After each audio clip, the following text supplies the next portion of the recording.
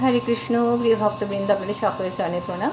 নিত্য গীতা শ্লোকে আজকে আমরা 25 নম্বর শ্লোক পাঠ করব। আপনাদের কৃপায় আমরা 25 নম্বর শ্লোকে পৌঁছে গিয়েছি বিষাদ যুগের, এবং আজকের এই শ্লোকটি বিশেষ শ্লোক, কারণ প্রথম অধ্যায় বিষাদ যুগে শ্রীকৃষ্ণ এই একটি মাত্র শ্লোকে কিন্তু বলেছেন, আর কোনো শ্লোক তিনি বলেননি, তিনি শুধু শ্রবণ করেছেন।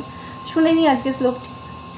ভীষ্ম দ্রোণ প্রমুখত সর্বে সংচ মহিক্ষিতাম উবাচ পার্থ পশ্যৈতান সমবেতান কুরুনীতি।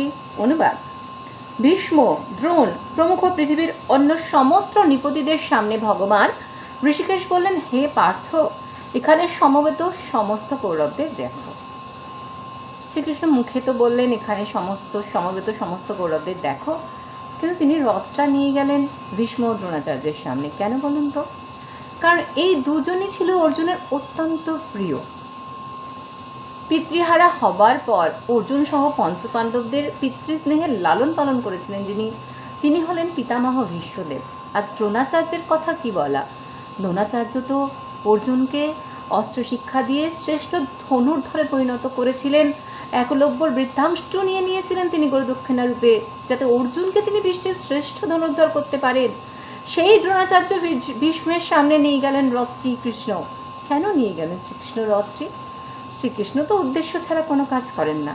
তার উদ্দেশ্য কী ছিল?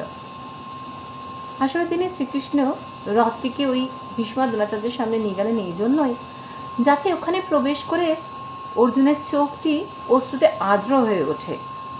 অর্জুন তো শত্রুদের দেখছেন না, তিনি পিতামহ ভীষ্মদেবকে আর দ্রোণাচার্যকেই দেখছেন, এবং অর্জুন এর ফলে বিষাদগ্রস্ত হয়ে পড়েছেন। তাই এই অধ্যায়টির নাম বিষাদ্য।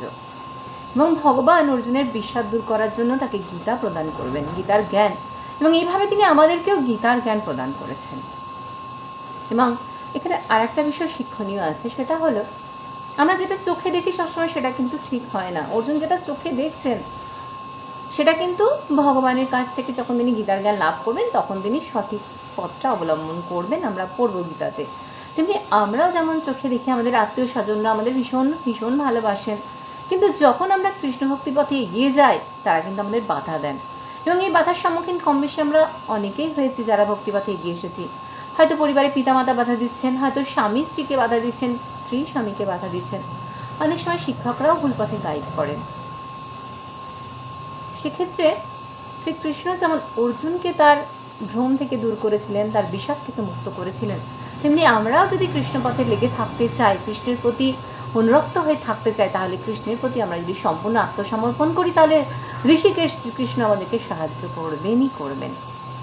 হরে কৃষ্ণ কৃষ্ণ কৃষ্ণ হরে হরে, হরে রাম রাম রাম হরে হরে। সকলে গীতা শ্লোক শ্রবণ করুন। হরে কৃষ্ণ, হরে বল।